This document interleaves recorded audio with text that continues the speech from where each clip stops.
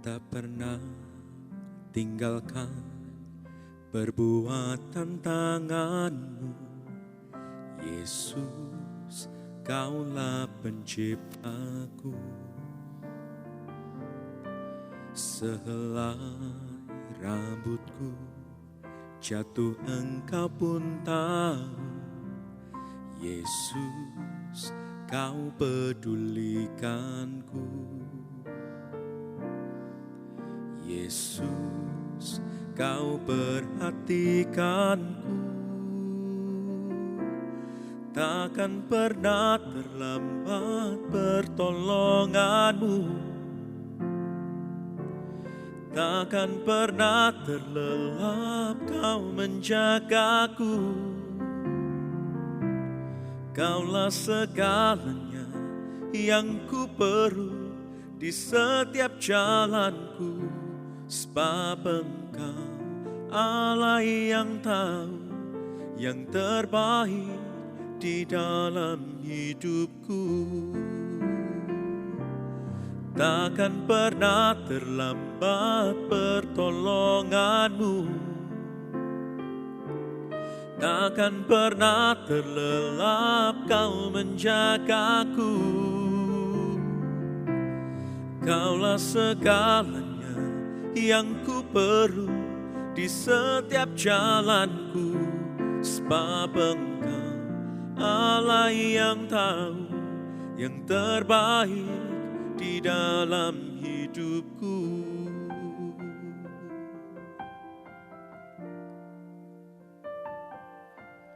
Tak pernah tinggalkan perbuatan tanganmu, Yesus, Kaulah penciptaku.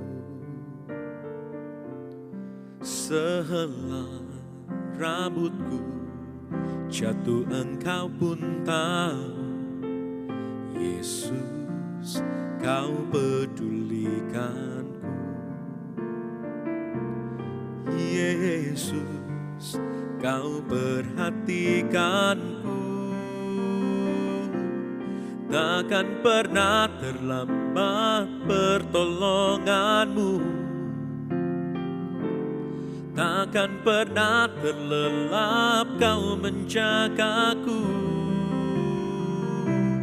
Kaulah segalanya yang ku perlu di setiap jalanku, sebab Engkau Allah yang tahu yang terbaik di dalam hidupku.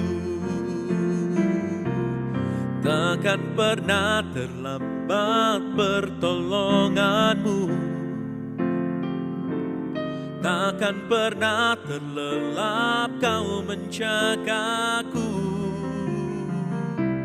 Kaulah segalanya yang ku perlu di setiap jalanku, sebab Engkau Allah yang tahu yang terbaik di dalam hidupku.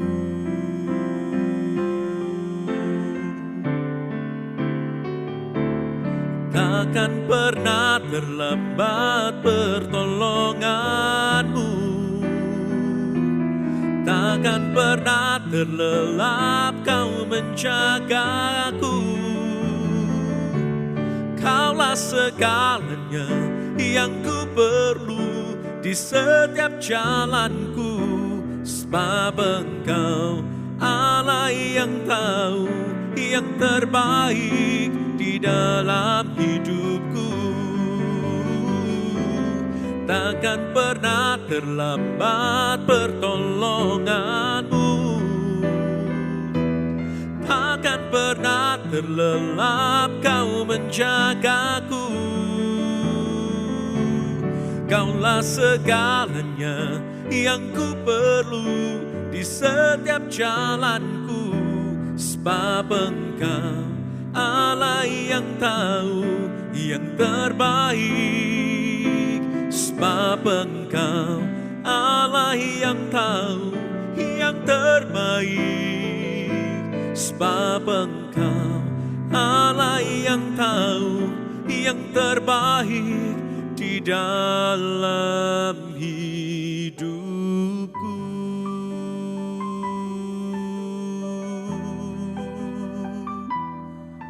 Terima kasih Tuhan.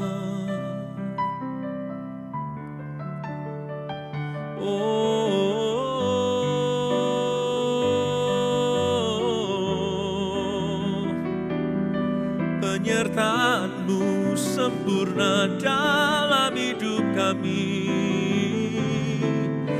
Yesus.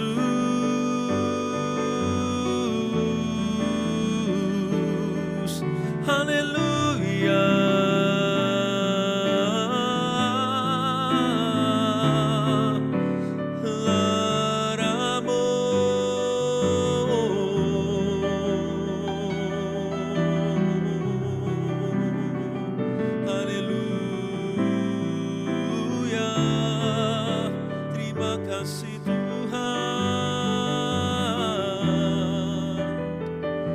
Baik, sangat baik, tak berubah setia-Mu dalam hidup kami, ya Yesus. Ku sembah Engkau. Haleluya.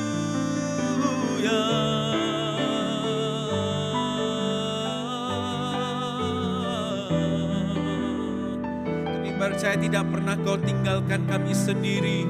Kami percaya tidak pernah Kau biarkan kami, Tuhan. Selalu bersama kami, selalu menyertai, selalu setia, tak berubah setia-Mu Tuhan.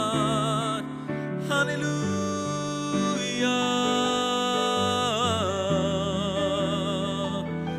Kasih Tuhan,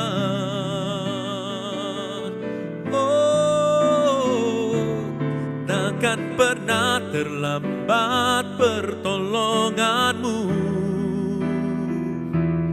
takkan pernah terlelap Kau menjagaku.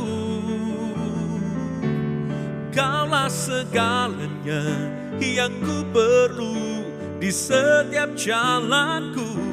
Sebab Engkau Allah yang tahu yang terbaik. Sebab Engkau Allah yang tahu yang terbaik. Sebab Engkau Allah yang tahu yang terbaik di dalam hidupku.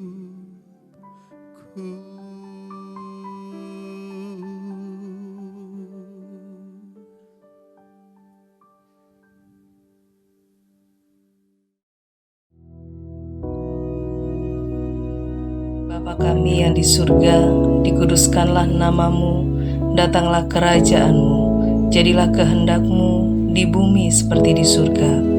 Berikanlah kami pada hari ini makanan kami yang secukupnya, dan ampunilah kami akan kesalahan kami, seperti kami juga mengampuni orang yang bersalah kepada kami. Dan janganlah membawa kami ke dalam pencobaan, tetapi lepaskanlah kami daripada yang jahat. Karena Engkaulah yang empunya kerajaan dan kuasa dan kemuliaan sampai selama-lamanya. Amin.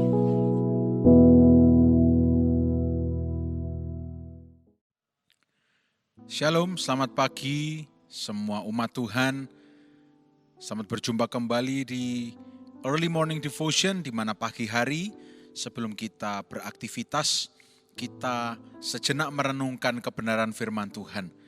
Hari ini saya ingin berbagi satu topik singkat dari hasil perenungan pribadi saya. Mungkin ini pernah Anda dengar atau mungkin Anda belum pernah mendengar istilah ini sebelumnya. Hari ini kita akan sama-sama mengetahui bahwa di dalam hidup ini kita tahu bahwa Allah kita Allah yang tidak terbatas. Dan ketika kita menemui jalan buntu, atau mungkin kita katakan saya salah langkah, habis semua, mati saya, sakit saya, bangkrutlah saya. Ketahuilah bahwa ada satu perkara yang dinamakan divine reversal. divine reversal, atau di dalam terjemahan bahasa Indonesianya, saya masih berusaha mencari istilah yang tepat, tapi saya bisa katakan begini, pembalikan situasi yang ilahi. Jadi yang membalikkan situasi bukan kekuatan kita, yang membalikkan keadaan bukan kemampuan atau otak atau harta atau koneksi, tetapi semuanya itu divine, ilahi. Mungkin sebentar lagi kalau kita memasuki bulan Desember, kita akan sering dengar lagu-lagu Natal yang ada istilah divine, ilahi. Artinya apa? Bukan manusiawi, tidak manusiawi, tetapi ilahi atau godly, divine. Dari Allah saja yang bisa melakukan. Nah, oleh karena itu, hari ini kita akan belajar mengenai pembalikan ilahi ini. Saya lebih enak ngomong bahasa Inggrisnya ya, divine reversal. Kita coba buka dalam Yesaya 40 ayat yang ke-31. Yesaya 40 ayat 31. Nah, saya akan bacakan untuk saudara bisa lihat di layar. Dikatakan demikian, tetapi orang-orang yang menanti-nantikan Tuhan mendapat kekuatan baru.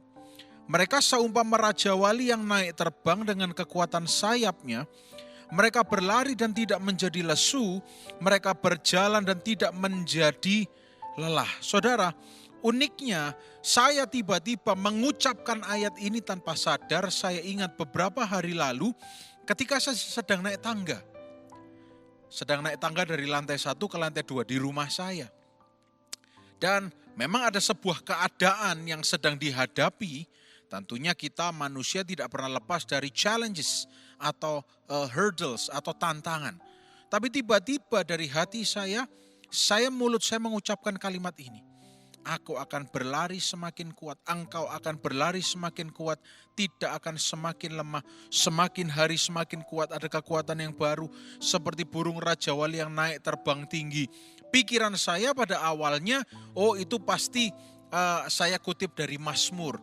Padahal Mazmur itu hanya mencatat kemanakah aku dapat pergi menjauhi rohmu ya Tuhan. Aku melayangkan mataku ke gunung-gunung, dari manakah dapat pertolonganku. Ini adalah sudut pandang orang yang menantikan Tuhan. Tetapi di sini juga di dalam Yesaya juga ternyata dituliskan. Saya lupa bahwa ada juga di Yesaya. Dikatakan orang yang menanti-nantikan Tuhan bukan hanya akan mengetahui bahwa pertolongan itu datangnya dari Tuhan. Tetapi Tuhan berkata melalui kitab Yesaya, orang yang menanti-nantikan Tuhan, those who wait upon the Lord will receive new strength. Amin. Akan mendapat kekuatan baru. Seperti raja wali yang naik terbang dengan kekuatan sayapnya. Berlari tidak menjadi lesu, berjalan tidak menjadi lelah. Berapa banyak dari saudara yang hari-hari ini bahkan untuk membuka mata saja merasa lelah? Terimalah wahyu ini, revelation ini terima. Akan ada divine reversal. Akan ada pembalikan ilahi yang terjadi dalam hidup saudara. Hari ini saya tidak ingin berteologi terlalu dalam, tapi saya hanya ingin menyampaikan, dan saya rindu kalau saudara terima ini, saudara boleh katakan amin. Dan saudara bisa tirukan apa yang saya ucapkan. Saudara bisa mundurkan video ini di YouTube 10-15 detik sebelumnya. Ucapkan apa yang saya katakan. Karena saya tahu ini bukan ucapan manusia, tetapi ini adalah divine. Ini adalah ucapan ilahi yang akan kita ucapkan dalam hidup kita. Saudara, saya ingin berkata bahwa pembalikan keadaan secara ilahi bagi Anda itu sedang datang dalam nama Yesus. Kalau Anda benar-benar senantiasa teguh percaya kepada Tuhan, pembalikan keadaan secara ilahi itu akan segera datang. Pembalikan keadaan secara ilahi ini berbicara mengenai sesuatu yang tidak masuk akal. Yang orang katakan tidak mungkin, tetapi itu mungkin bagi Allah. Karena kenapa? Karena dialah pencipta kita. Karena dialah satu-satunya jawaban bagi kita. Kalau dia yang menciptakan kita, dia adalah gembala yang bisa membawa kita kembali dari jalan yang salah. Dia adalah gembala yang bisa menyelamatkan kita ketika kita terjatuh atau tersesat. Dia yang bisa membalikkan keadaan. Oleh karena itu tetap percaya kepada gembala yang baik. Saudara, hari-hari ini seperti kata Yesaya tadi, bagian kita adalah nanti-nantikan Tuhan. Seperti halnya Allah itu sedang bergerak maju di dalam kehidupan kita. Jadi bukan menanti secara pasif, tetapi menanti secara aktif. Seperti seseorang yang sedang berada, mungkin di Indonesia tidak terlalu signifikan hari-hari ini. Kalau saudara pernah nonton TV, ada kereta api yang sedang berjalan, tetapi karena saking penuhnya, dia mungkin tidak akan berhenti di stasiun saudara, tetapi dia hanya melambat sebentar. Tetapi kalau Anda siap, Anda menanti-nantikan, maka Anda bisa masuk kereta itu. Saya tidak menggambarkan bahwa Allah akan meninggalkan Anda karena keretanya penuh, enggak. Tapi ini hanya sebuah antisipasi, hanya sebuah sikap hati yang siap. Bukan hanya pasif, tetapi siap secara aktif. Artinya apa? Aku siap. Belum terjadi, tapi aku tetap siap. Aku menantikan Tuhan. Sehingga ketika pertolongan itu datang, aku terima dengan penuh ucapan syukur. Bukan menanti-nantikan Tuhan dengan malas-malasan. Ditolong ya sudah, enggak ditolong ya memang takdirku. Enggak. Nantikan akan ada divine reversal, pembalikan ilahi yang akan terjadi dalam hidup saudara. Oleh karena itu yang berikutnya yang ingin saya sampaikan pada pagi hari ini. Saudara, kalau di dalam istilah bahasa Inggrisnya, itu give no quarter to the voices of doubts. Give no quarter itu artinya jangan beri sepeser pun gitu ya. Jangan kasih berapapun, jangan gubris, jangan hiraukan kekhawatiran-kekhawatiran yang dimunculkan oleh iblis di dalam pikiran saudara. Ini tidak berbicara mengenai positive thinking, tetapi ini berbicara mengenai divine thinking. Berpikir secara ilahi. Saudara masih ingat saya pernah sampaikan beberapa hari yang lalu ataupun mungkin minggu lalu mengenai bagaimana Musa dan rakyat Israel itu bedanya adalah perspektifnya, cara pandangnya. Oleh karena itu hari ini pun kita akan juga belajar bahwa perspektif kita, sudut pandang kita, pikiran kita harus pikiran yang ilahi. Pikiran yang surgawi. Hiraukan rencana Allah.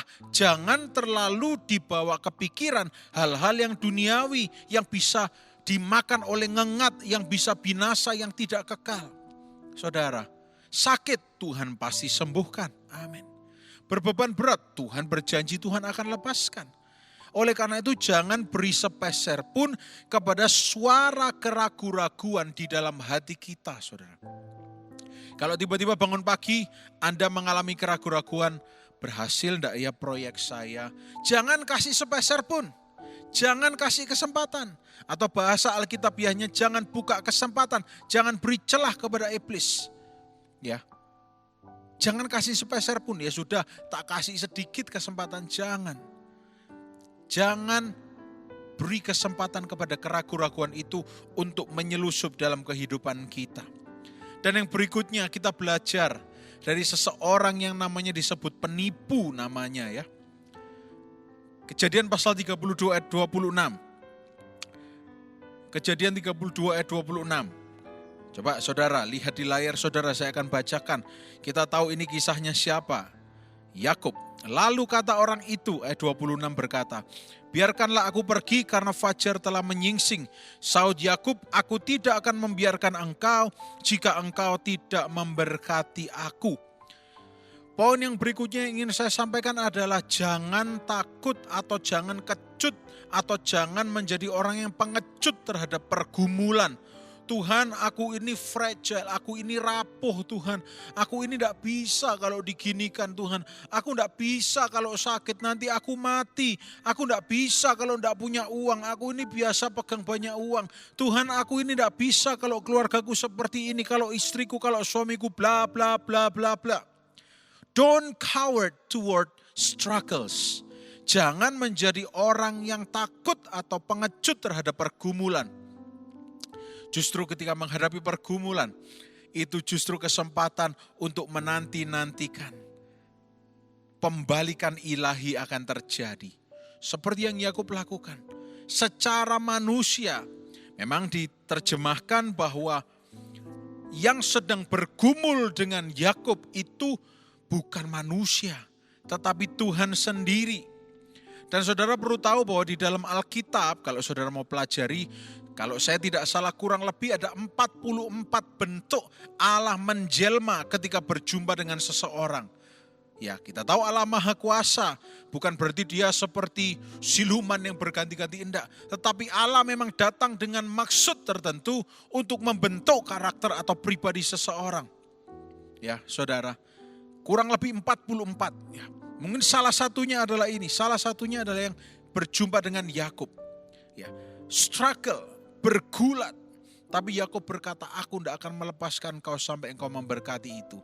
Dan ayatnya memang mengatakan, sudah pagi, the day breaks, sudah fajar menyingsing. Jangan bayangkan bahwa mungkin ini makhluk roh yang takut akan matahari. Mungkin kalau saudara suka nonton film seperti vampir. Bukan. Tetapi sebetulnya Allah sedang ngetes ketulusan dari Yakub.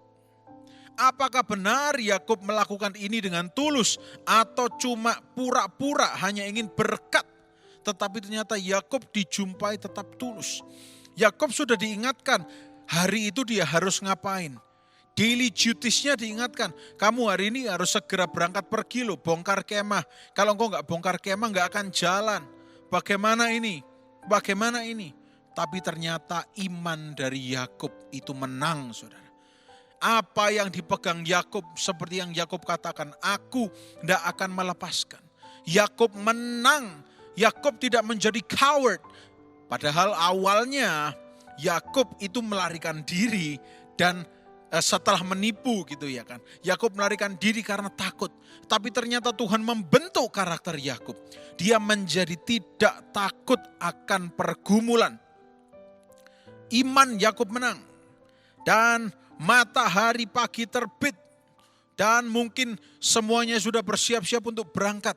Mungkin Yakub sudah mulai dicari, tapi Yakub tidak mau melepaskan karena Yakub tahu Yakub berjumpa dengan siapa. Karena Yakub tahu pergumulannya, dia sedang bergumul dengan seseorang yang tidak biasa. Dan Yakub tahu ketika dia bergumul dengan Tuhan, dia beriman, berpegang teguh pada Tuhan. Akan ada pembalikan ilahi yang terjadi. Akan ada pembalikan keadaan yang terjadi. Akan ada sebuah tindakan dari Yakub yang mengubah nasib dari bangsa. Saya pernah sampaikan ini beberapa tahun yang lalu. Saya mungkin tidak ingat kapan, tapi saya pernah sampaikan. Apa yang Yakub lakukan itu membuat mata Tuhan itu tertuju pada Israel. Bangsa yang dilahirkan dari seseorang yang bernama Yakub atau penipu ini. Karena Yakub tidak mau melepaskan berkat Tuhan, Israel menjadi biji mata Allah. Hari ini apa yang saudara lakukan? Apa yang saudara tabur akan saudara tuai. Zera vekhatsir. Oleh karena itu mari hari ini kalau sedang dalam pergumulan, mari tabur percaya. Jangan takut akan pergumulan. Saudara, tough times will never last. But tough people do. Masa yang sukar itu tidak akan berlangsung selama-lamanya. Tetapi orang yang tough, yang kuat, bertahan, akan menang. They that know their God shall do great exploits. Mereka yang mengenal Allahnya akan tetap kuat dan bertindak, kata firman Tuhan. Kita lanjut lagi. Mungkin hari ini saudara sedang berargumen, Pak, saya tidak bisa melihat tangan Tuhan. Saya sedang tidak bisa memahami jalan-jalan Tuhan ini, apa yang mau Tuhan maksudkan atas hidup saya. Apa yang harus saya lakukan gitu ya. Mungkin pertanyaan Anda seperti itu. Tapi saudara harus tahu bahwa satu perkara yang harus senantiasa kita lakukan yaitu TAAT, taat saudara. Taat dalam apa yang Anda tahu bagaimana cara melakukannya. Anda tahu bagaimana harus berdoa, taatlah, berdoalah, mengucap syukur. Anda tahu bagaimana harus berbuat jujur, lakukan yang terbaik.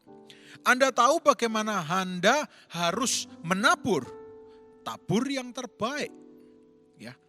Anda tidak tahu bagaimana caranya menyelesaikan masalah Anda, jangan takut, bersabarlah akan apa yang Anda tidak tahu. Karena yang Anda tidak tahu dan apa yang Anda tidak bisa, saudara pasti tahu itu bagiannya siapa. bagian Tuhan saudara dan saya yang akan melakukannya bagi kita. Dan itu akan segera terjadi. Jangan takut, tetap percaya.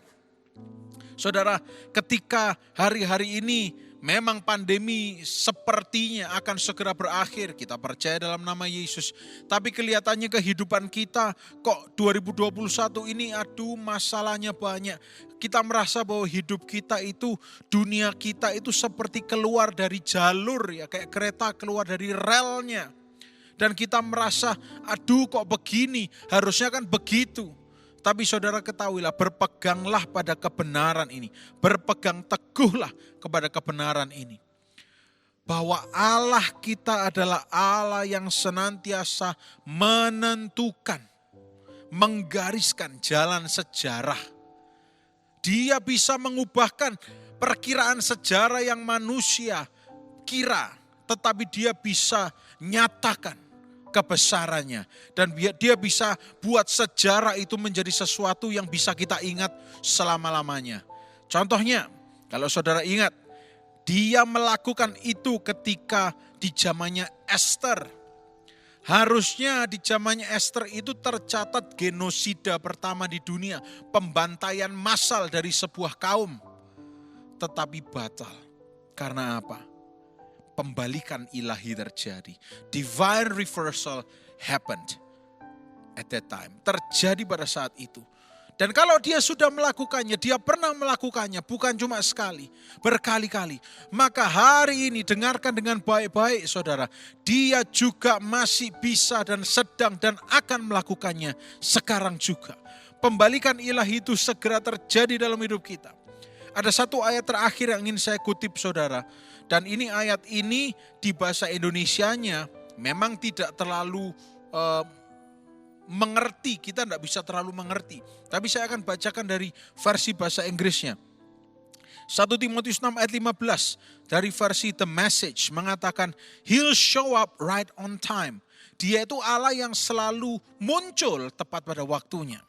His arrival guaranteed by the blessed and undisputed controller atau ruler, High King, High God. Satu kata yang ingin saya garis bawahi di sini. He is the blessed and undisputed ruler atau blessed controller of all things. Ia adalah pengendali, penguasa segala sesuatu yang sangat mampu. Kata undisputed. Itu kalau saudara suka nonton tinju, artinya apa? Belum terkalahkan. Dan saudara pribadi yang belum pernah terkalahkan, dia yang mengendalikan seluruh alam semesta ini, itu ada bagi kita, bagi saya dan saudara. Pagi hari ini, mari percaya akan terjadi sebuah pembalikan keadaan secara ilahi yang akan terjadi dalam hidup kita. Mereka yang menanti-nantikan Tuhan akan mendapatkan kekuatan yang baru. Anda akan berjalan dan tidak akan menjadi lelah. Anda akan berlari dan Anda tidak akan lesu. Anda akan naik terbang seperti Raja Wali dengan kekuatan sayapnya. Saudara, terima kebenaran firman Tuhan ini.